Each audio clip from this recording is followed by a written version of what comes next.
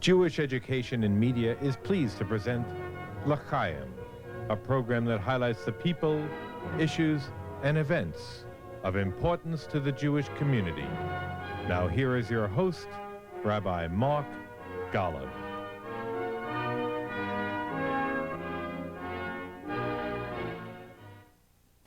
Welcome, my friends, and thank you for joining us for another edition of L'Chaim. Well, one of the things we enjoy doing most on the program is introducing you to some of the creative men and women on the American Jewish scene who may not be household names, but who are helping to shape the Jewish future. And that description certainly fits our guest this week. His name is Joshua Hammerman, and if you're a reader of the Jewish Week or of the New York Times, you've seen some of his brilliant columns. In addition to writing on Jewish life and on life in general, Josh is also a conservative rabbi serving Temple Bethel in Stamford, Connecticut. And recently we had the chance to sit with Josh simply to share some of his reflections on Jewish life today. I think you're going to find them most fascinating. On L'Chaim, here is our meeting with Joshua Hammerman. Josh, thank you so much for joining us on L'Chaim. It's my pleasure, Mark. Thank you. There's so much for me to talk to you about. I want to first know, why did you come to entitle your column in the Jewish Week On One Foot? I suppose the reason would be that I'm trying to reach out beyond the pulpit, beyond the typical stereotyped structures of rabbinic congregant communication, to talk to people, to talk off the cuff, to talk informally about what it means to be a rabbi, and one rabbi's reflections on being Jewish in this very difficult time. Yes. Do you write it, Josh, from a rabbinic perspective? I think everything I do, I try to integrate the human part of me, myself, and the fact that I am professionally trained as a rabbi. I try to communicate things that I feel should be communicated as a rabbi, but it all has to come from the heart. You are a conservative rabbi, and your father was one of the foremost cantors in the conservative movement. At what point does Josh Hammerman decide he wanted to be a rabbi? I came at it maybe through the back door. I was in college. I had every intention of being a journalist, of being a writer, and Your undergraduate degree is in journalism and writing? Well, actually, it's in religious studies at Brown. But I went there with the intention of becoming a journalist and a writer, fell in love with religions. I had grown up in a synagogue. I was the shul's son, as the cantor's son there. So I was very comfortable with Judaism, but fell in love with religions and with humanities. And it was about my senior year, actually, that I decided that I could put it all together best in the rabbinate, as a teacher, as a writer, as one who works with people, and as one who could continue to study religion throughout my life. Did you fall in love with Judaism? From a different perspective, from a much more critical perspective and a grown-up perspective.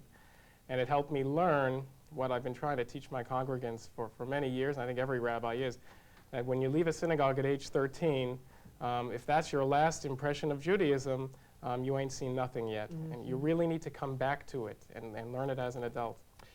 I'm going to put you on the spot. I want you to give me one or two or three examples of some of the insights of Judaism which you as a rabbi have learned and loved, which you would not be surprised to find the typical congregant in a synagogue unaware of, because they did leave the synagogue at 13. Give me an example of what you would love your congregation to love about Judaism. I would love, I suppose, for them to see it in its complexity, and rather than give examples, just the whole spectrum of it. When you're 13, you have to learn very simplistic passages that you recite and you learn by heart or whatever, but you never learn really how to engage a text and how to look at any part of our sources, any part of our literature, and find within it human beings that lived throughout the centuries and engage in a dialogue with them. And to see that Judaism doesn't have one message, but has many messages, beautiful messages, some of them controversial messages that we have to struggle with. What does that mean for the average Jew? What would you like them to understand when you use the phrase engage the text? I suppose that engaging the text just means being engaged. And with Judaism, the text is our sacred focus, our object of concern, perhaps even more than God. It means pouring one's whole soul, one's whole self, into questioning what does it mean for me to be a Jew. When we can do that, then Judaism begins to define who we are. The way we see it now in America is that most Jews have it as a compartmentalized part of their lives, whether it be a 3-day-a-year part, whether it be a donation check part, or a trip to Israel part. It isn't an expression of their whole self, and that's what happens when you engage text. It teaches you to become an engaged Jew. Mm-hmm. What's been the hardest part as you become a rabbi? The fact that you are always becoming a rabbi, I would say.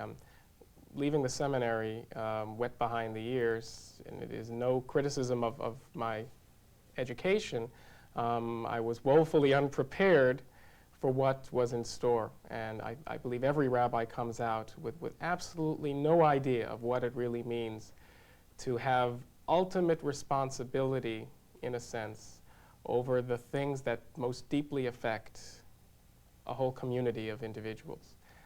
And what kind of both burden and privilege that is to have that responsibility. Mm-hmm.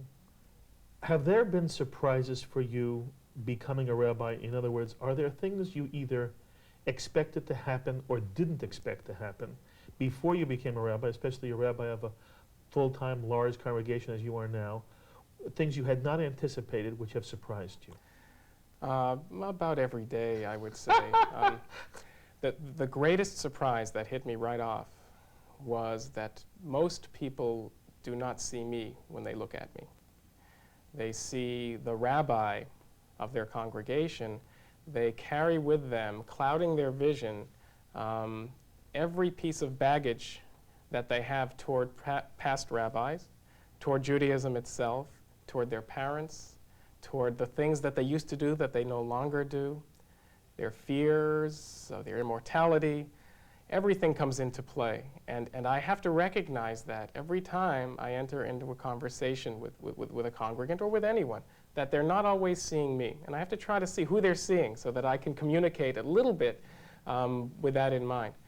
My primary goal, if I could call it my mission, since entering the rabbinate, has been to humanize this profession without lowering the standards of it. It is a profession and it should be treated as such, but I'm a professional human being, not a professional Jew, which many rabbis see themselves as being. I'm a professional human being, and if I can bring a little bit of humanness into that relationship, so they can see me as a person too, and not just as a professional, that is the greatest accomplishment I could have. Do you struggle?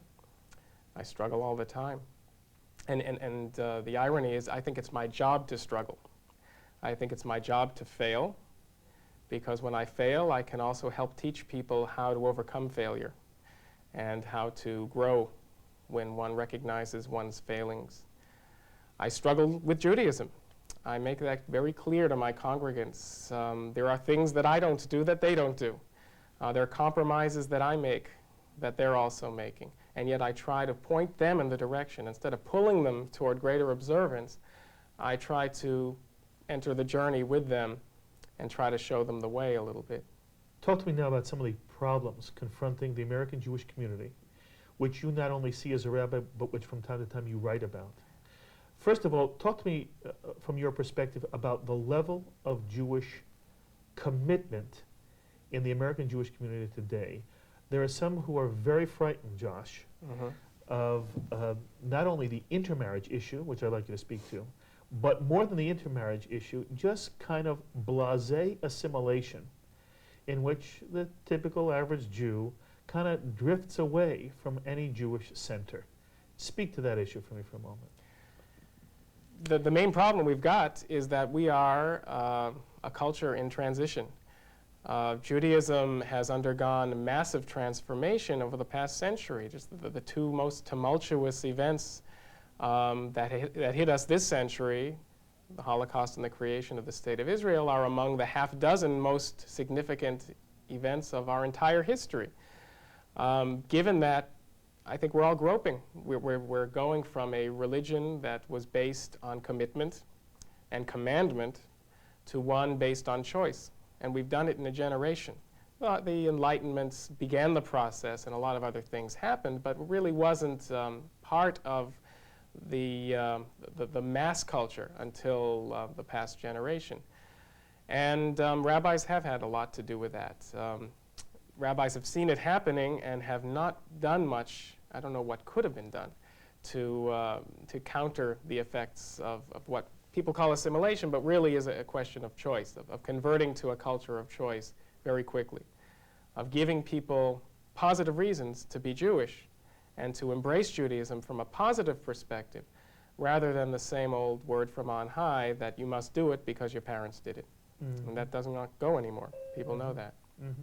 Are you able to provide for your congregants some positive reason for being Jewish beyond either the old denying Hitler a posthumous victory, or Israel is in danger, we must come to her defense?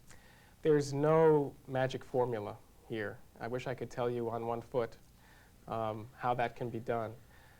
I think it begins with the idea that it has to be done, that we cannot rely on the Holocaust and Israel to be vicariously Jewish for us, and the Holocaust to give us reason to be Jewish, and anti-Semitism and all of that. Once you begin that process, then you get to the engagement. And that's what I try to convince people of, the beauty of engaging Judaism and of experiencing it. And then we hope that once they experience a Shabbat, however it's defined, or a wonderful holiday, or a community, most of all, being within a community that is a caring, integrated, organic whole that's larger than themselves, that can provide solace where most families are so split apart, then it begins to become a culture of choice, a religion of choice. Mm-hmm. The cliche is that the synagogue is a cold, impersonal, far too large institution which caters primarily to children, for which most of the membership joins in order to have their child be bar mitzvahed, as if it were a verb that we did to somebody. Yeah.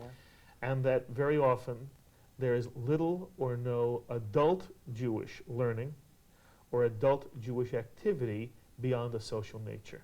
Now, to what extent do you feel that is a fair criticism of the synagogue life in America today? It is absolutely fair.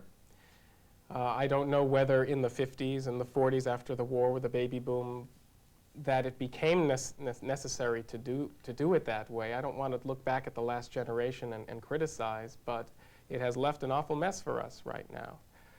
One that rabbis today have to convince their congregants requires radical change. And radical is a tough word for congregants to hear.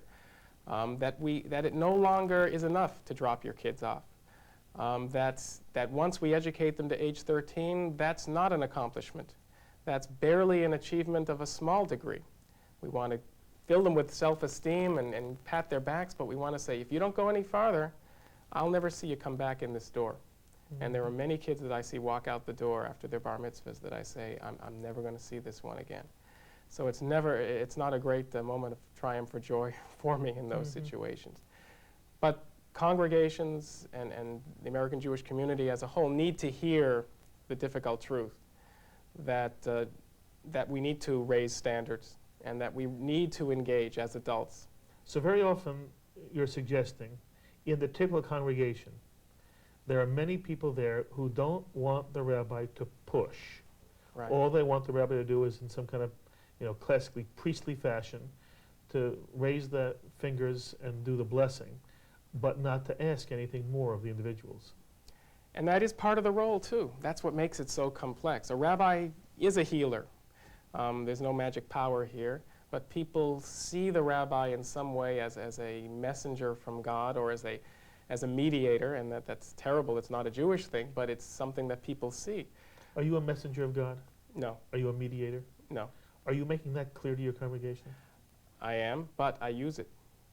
If I go into a hospital room and I see a congregant in pain, And that congregant sees me, again, those clouded glasses, sees me as the rabbi from on high who can somehow show, even if by showing that the community is there with him, but in some way create a chemistry of divine intervention here, that it helps to heal. And surveys have shown that it does help to heal.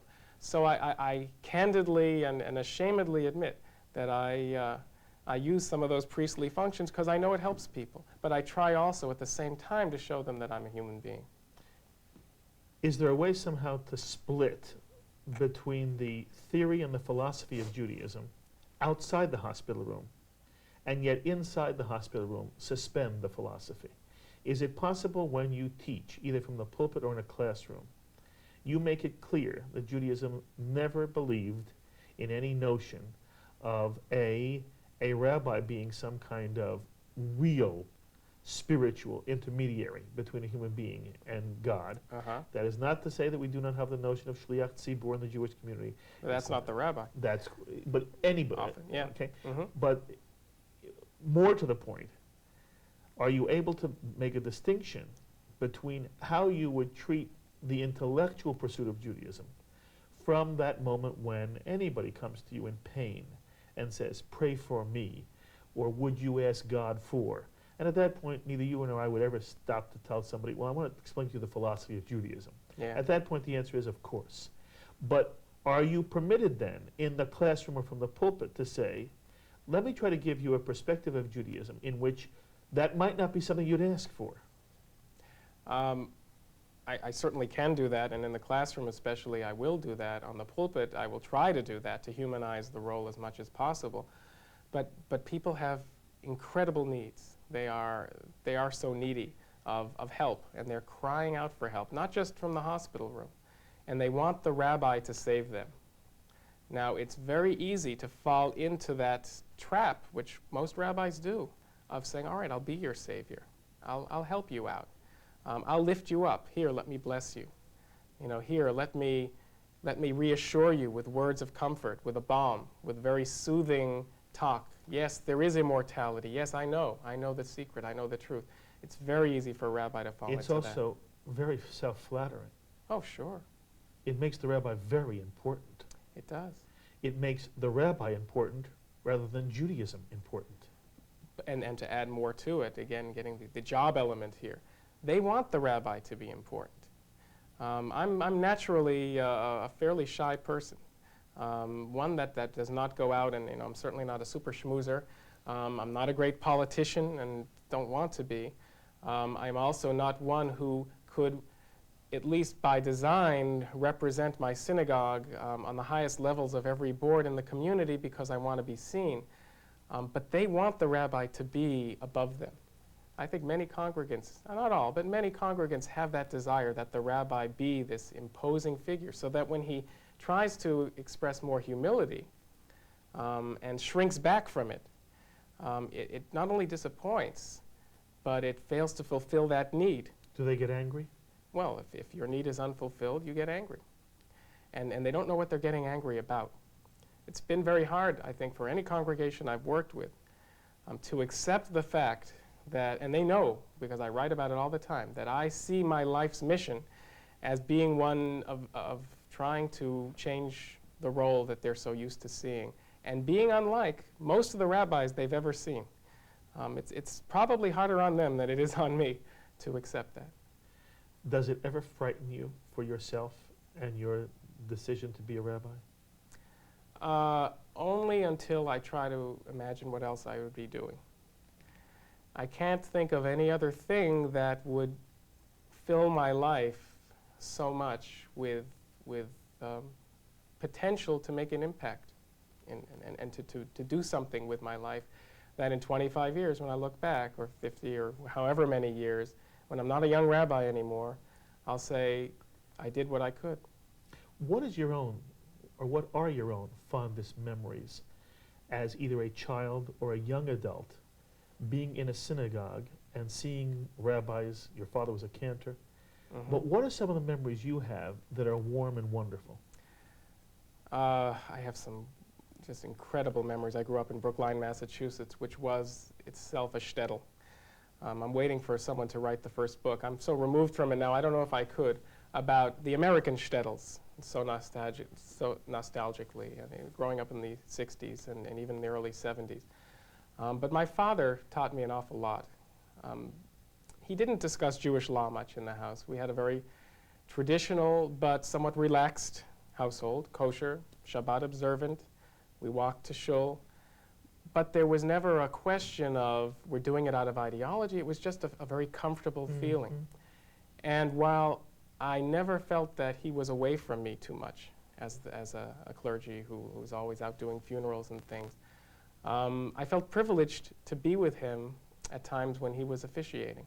One time sticks out in my mind. I must have been about 11 or 12. I finally got tickets to a Bruins hockey game at Boston Garden. He got tickets for me, and I loved hockey. I really wanted to go to this game, my first game. They were great at the time. And my father said, well, we can't go right away. We'll have to get there for the second period because I have to go to a VA hospital first to light Hanukkah candles. So he drove me over the bridge to Chelsea, and I'd never been with him before on one of these things. And how old were you then? Maybe 11 or 12, before bar mitzvah.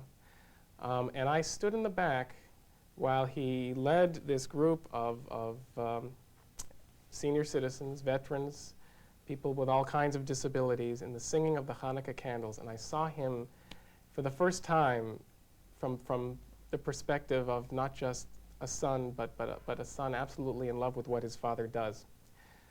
And then he took me to the game. And I realized that I didn't miss the first period. I got much more than an entire hockey game out of that evening. That's a very special story, Josh. You know, it tends to reinforce the notion that it is the warm memory, either of family or of some human being having a tremendous impact on one's life that tends to shape not only the general human being, but tends to shape the Jew's individual embracing and love of this Jewish thing, whatever you want to call it, whether it's synagogue, Judaism, Torah. Right. Somehow there are personal experiences, very often from youth, that tend to shape one's own Jewish future. And one of the things that seems to me so important is how we create contexts for that to happen, how we encourage parents to create family life where their child has, in some way, something similar to what you described, be it with grandparents or simply parents, be it Shabbat, be it Hanukkah, be it Passover, and how then, as they grow older, these children, where we create for them opportunities for them to have wonderful, warm experiences as you described. That's really the great burden and privilege of being a rabbi, because I know that I'm the one people are looking toward for that warmth. They have to see it coming out of me. I always have to be on. It's scary, in fact, to have that burden.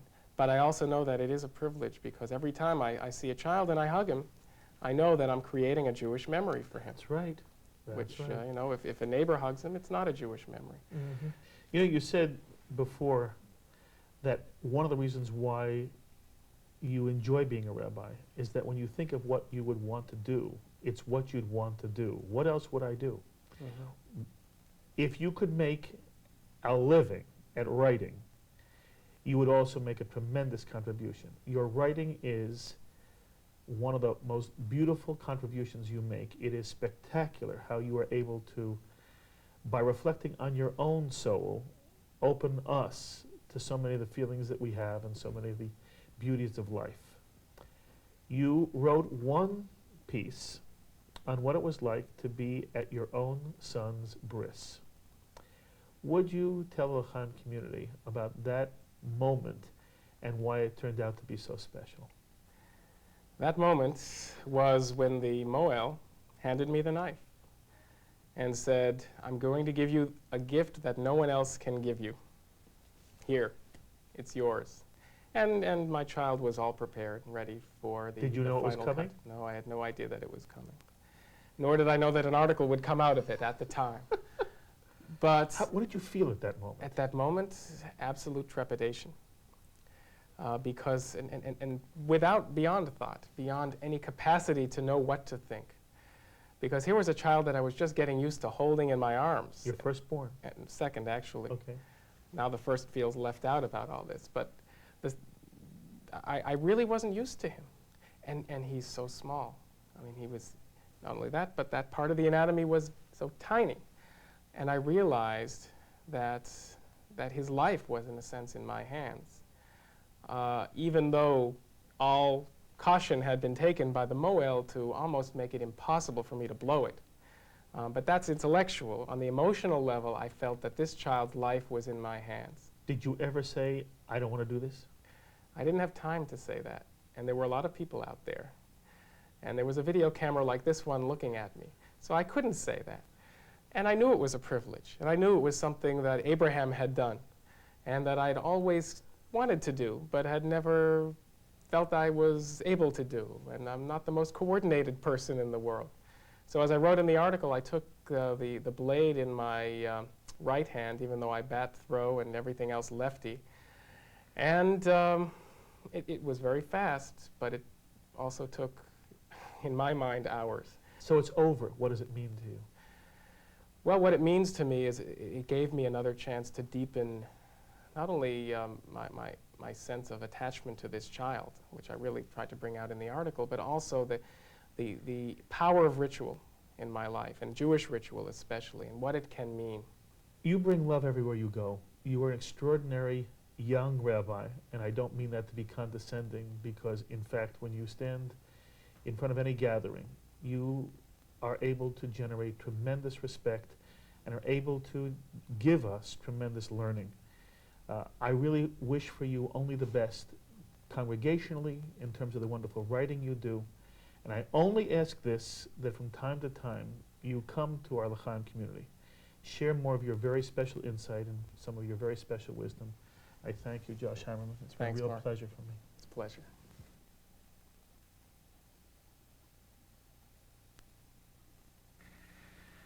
And that was our meeting with Joshua Hammerman, writer, columnist, and rabbi of Congregation Bethel in Stamford, Connecticut. We hope you found his ideas thought-provoking. Of course, as always, I'd love to hear your reaction to some of the ideas expressed by Josh Hammerman. To what extent do you share some of his views about contemporary Jewish life? Please write us this week at Post Office Box 180, Riverdale Station, Bronx, New York, 10471. And when you do, please remember our need for your financial support to keep L'chaim going here on National Jewish Television. And I know it's not a Jewish model to ask Jewish viewers to support a television program, but please remember that L'chaim is a production of Jewish Education in Media, a non-profit organization which relies solely on contributions for support. And you should know that every single dollar you send us is used for one purpose and one purpose only, paying for the airtime here on NJT. Whatever you can send us in the way of a tax-deductible contribution will be enormously helpful. And if you can manage a gift of chai or more of life for L'chaim, we'll be pleased to send you a complimentary video cassette of this or any other edition of L'chaim. Just mention the guest or topic when you write us. Our address, one last time, Post Office Box 180, Riverdale Station, Bronx, New York, 10471. And to all of you who will be helping us this week, my deepest thanks. And so until the next time, for Marjorie Weiler, our associate producer, for Seth Stein, our cameraman and editor, and for all of us who bring you L'chaim, I'm Mark Golub. Thank you for joining our L'chaim community, my friends. L'chaim to life. L'chaim is a presentation of Jewish Education in Media. Alive!